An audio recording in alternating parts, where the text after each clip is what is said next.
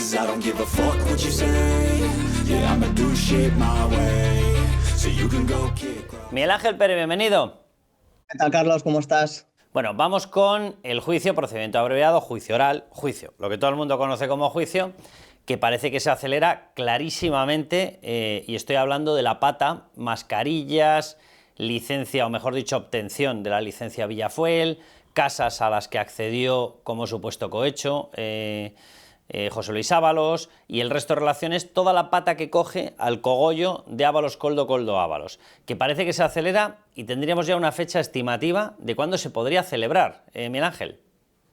Sí, efectivamente, Carlos, tal y como publicábamos en Libertad Digital, ahora mismo la fecha que maneja el Tribunal Supremo para celebrar este juicio es el próximo mes de febrero y como tarde marzo. Es decir, en el Supremo ya consideran obviamente que al ser una causa con preso, porque están Ábalos y Koldo en prisión provisional, pues el juicio se tiene que celebrar cuanto antes. Obviamente, pues están en una situación de prisión provisional y lo que va a suceder aquí es que posiblemente enganchen su situación de prisión provisional con la posible condena, ¿no? Hay que recordar que Ábalos, pues Anticorrupción pide para él 24 años de prisión, para Koldo más de 19 años, lo tiene muy complicado y ahora mismo pues las fechas que tienen encima de la mesa es que lo quieren hacer cuanto antes por ese motivo de causa con preso y tienen ya los planes de celebrarlo el mes de febrero, es el mes ahora mismo favorito, pero hay que decir que obviamente esto luego podría retrasarse un poco si hay alguna cosa no prevista, algún imprevisto por el camino,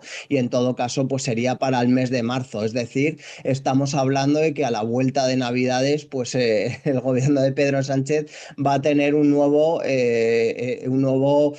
obstáculo importante a nivel judicial, que es precisamente este juicio al que fuera mano derecha de Pedro Sánchez durante muchísimos años, y todo, Carlos, por supuesto, amenizado con estas amenazas o amagos que están haciendo pues tanto Ábalos como Koldo en los medios de comunicación, ¿no? Antes de entrar en prisión, con tirar de la manta y atacar al mismísimo Pedro Sánchez.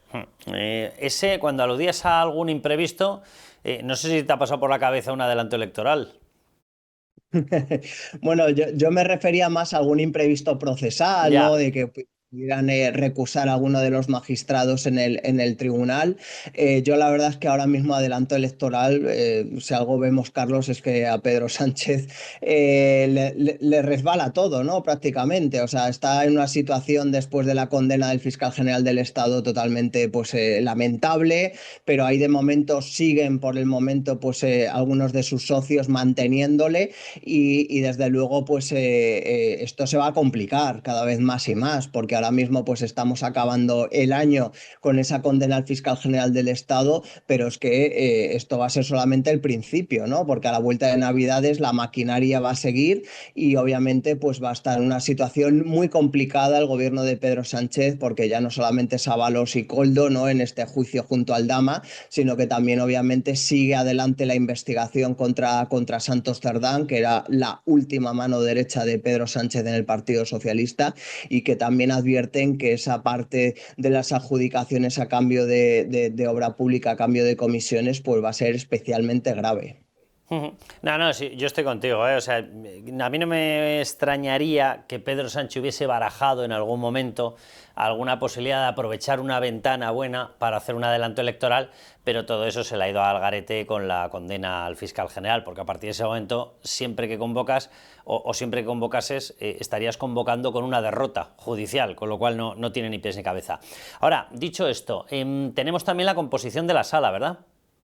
Efectivamente, tenemos, Carlos, ya el nombre de 5 de los 7 magistrados, y concretamente pues fueron los 5 magistrados que integraron la sala de admisión del Supremo justo cuando el magistrado de la Audiencia Nacional, Ismael Moreno, pues elevó una exposición razonada. Recordamos que la trama Koldo inicialmente se investigaba solo en la Audiencia Nacional, hasta que llegamos a Ábalos, y como Ábalos pues es diputado y estaba aforado ante el Tribunal Supremo, ahí el magistrado de la Audiencia Nacional, Ismael Moreno, tuvo que elevar una exposición razonada ante el Supremo, y la sala de admisión fue la que admitió esa exposición razonada y abrió causa penal contra Ábalos, y así se quedó desgajada la trama Koldo entre la Audiencia y el Supremo.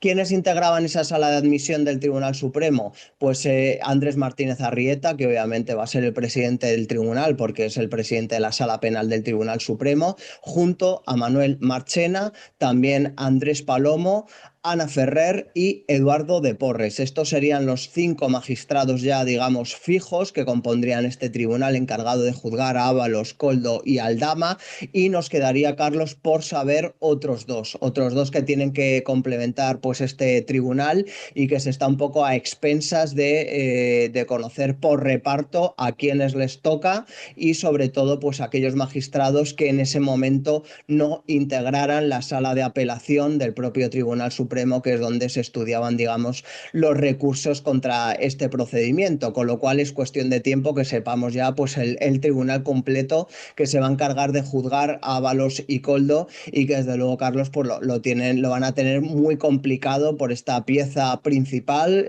Recordamos, es la pieza principal de la trama Koldo. Todavía se está investigando pues la otra pieza, que es la relacionada con las comisiones ilegales a cambio de adjudicación de obra pública, y la verdad es que tiene muy mala pinta para Ábalos y Koldo. Algo mejor, por supuesto, para Aldama, porque Aldama pues va a seguir colaborando con la justicia y obviamente pues durante el juicio pues también seguirá colaborando. Cuidado con ese juicio, porque efectivamente en el momento en el que se empiecen a practicar las pruebas, Víctor Aldama ya no tiene que insinuar, sino que tiene que ir contestando a cada una de las pruebas aportadas. Es decir, él ha intervenido en la fase inicial de detectar líneas de investigación y aportar indicios, la UCO las ha cogido, las ha expandido, las ha explotado, las ha investigado, y ahora va a tener que contestar, con lo cual cuidado, porque en ese juicio oral Víctor Aldama puede aportar clarísimamente más cosas de ese juicio, y váyase usted a saber si no con conexión con otras de las patas que están, por ejemplo, en la Audiencia Nacional. Pero fíjate, por adelantarnos, Miguel Ángel, si te parece, como va a haber crítica por parte de la izquierda y van a decir que es una sala compuesta por gente de derechas, vamos a recordar, Martínez Arrieta, que le está todo el mundo describiendo como una persona conservadora, es mentira. O sea, esta persona era una persona del bloque progresista. Otra cosa es que no sea un cafre y que evidentemente analice pruebas y desarrolle procedimientos judiciales. Por eso estuvo en la condena a Álvaro García Ortiz, pero nunca ha sido de derechas. Marchena sí es de derechas. Palomo es de derechas de aquella manera. Palomo es, lo estábamos comentando antes, a micrófono cerrado, Miguel Ángel, uno de los que dijo que no encontraba causa de procesamiento para el fiscal general. Ferrer es de izquierdas, y me dejo uno. ¿Quién era el quinto? Eduardo de Porres. ¿Que qué pelaje tiene? En principio también sería del sector conservador, y luego obviamente pues estaríamos a la espera de conocer los otros dos, Carlos, y seguramente pues algún magistrado izquierdista saliera más, ¿no?, en este tribunal. Pero obviamente la cuestión es la que tú decías, ¿no?, en esa cacería que están haciendo pues tanto política como mediática de los magistrados del Tribunal Supremo que condenaron a Álvaro García Ortiz, pues por puro interés se ha empezado a decir que Andrés Martínez Arrieta pues que era otro de los fachas con toga, y nada más lejos de la realidad. Bueno, obviamente cuando... Sí, y Miguel Ángel y Palomo, directamente, de haber sido por él, que está en esta sala, de haber sido por él no se le habría procesado, no se le habría sentado en el banquillo. Álvaro Efectivamente, Andrés Palomo también, que se supone que está en el sector conservador, pero en esa sala de apelación del Supremo, pues fue el único de los 3 magistrados que directamente dijo que Álvaro García Ortiz no tenía que ser juzgado porque no había indicios potentes contra él, ¿no?, que apuntaran a que fuera el autor del delito de revelación de secretos.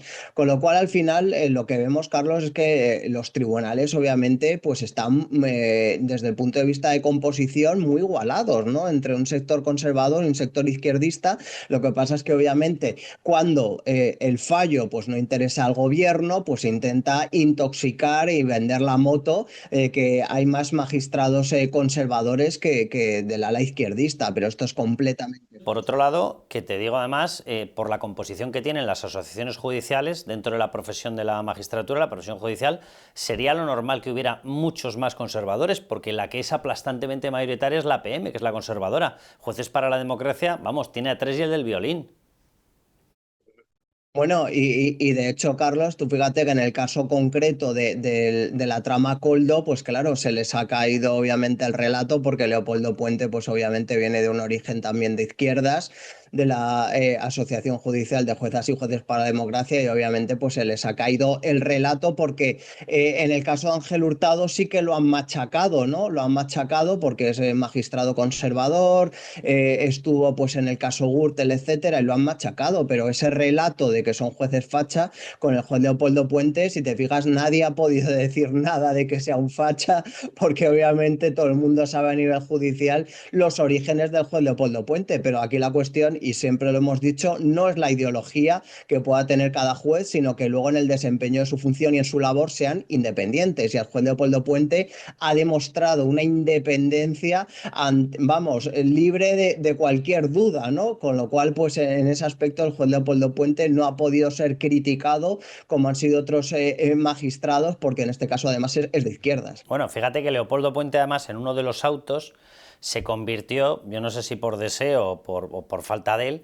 pero se convirtió en una de las argumentaciones para no permitirle al juez Peinado abrir la pieza de Air Europa. Lo digo porque él aseguró que en su sala, quien estaba, que era Ábalos, no observaba en él, el juez, responsabilidad en el asunto de Air Europa porque tenía que haber un superior a él, pero tampoco citó nunca al superior ante él, que evidentemente era Pedro Sánchez. Con lo cual, ese argumento, el no encontrar indicios suficientes para ir contra Ábalos y no querer citar a Pedro Sánchez como imputado en este caso, o por lo menos como testigo, ha llevado, por lo menos en parte, a que la Audiencia Provincial de Madrid tuviera, yo no sé si argumentación o disculpa, para no permitir la apertura de verdad de la pieza de Air Europa.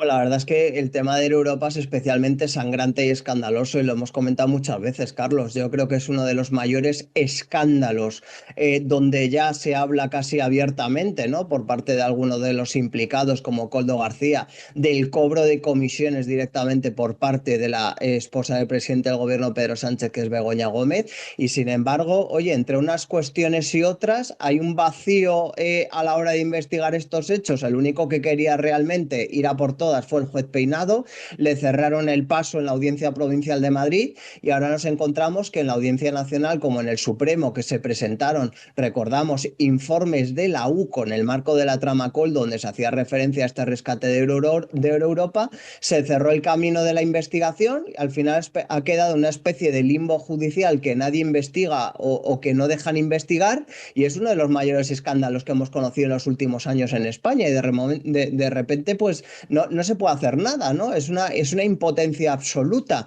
y más cuando encima, como digo, estamos conociendo pues nuevos testimonios o confesiones de algunos de los implicados asegurando que había cobro de comisiones. El otro día decía una cosa Ábalos en una de las últimas entrevistas concedidas, yo creo que ha sido la última, la de OK Diario, y decía una cosa que la diga él o la diga quien sea, tenía toda la razón. Decía, vamos a ver, en el auto de procesamiento que me dicta el magistrado Puente, contra mí aparece, y de hecho una de las causas para haber entrado en prisión preventiva o para actuar contra él judicialmente, está el hecho de haber recibido una casa de vacaciones, Villaparra, en Marbella, como pago por las gestiones realizadas en el rescate de Europa. Y dice, a mí me imputan esto como acusación y sin embargo el que me la habría pagado, que digo yo que tendría que ser Europa, no aparece ni por el lomo del libro. Y dices, ¿y eso cómo puede ser? Y en eso tiene toda la razón, Ábalos. Es que no tiene ningún sentido, ¿no? Es que parece, Carlos, que hay una especie de mano negra o mano protectora alrededor de Globalia, de Europa, de los Hidalgo, y que les está intentando poner a cubierto, ¿no? Para que no se investiga estos hechos bajo ningún concepto. Y claro, ya cuando encima sabemos que ya directamente Koldo, pues que es verdad que en su caso concreto guarda silencio, cada vez que le citan en sede judicial no abre la boca, pero luego en los medios de comunicación está muy locuaz y llega a asegurar directamente pues que Begoña Gómez podría haber cobrado 1 millón de euros de comisión, que obviamente si fuera cierto que han cobrado comisiones no sería 1 millón, sino muchísimo más, pues obviamente es que, vamos, se dan todos los ingredientes para que se abra una investigación oficial, ¿no? Entonces lo que no entiendo es si en la Audiencia Nacional y en el Supremo no lo ven, ¿por qué no dejan tampoco al juez Peinado que siga investigando por parte de la Audiencia Provincial de Madrid? Porque sinceramente creo que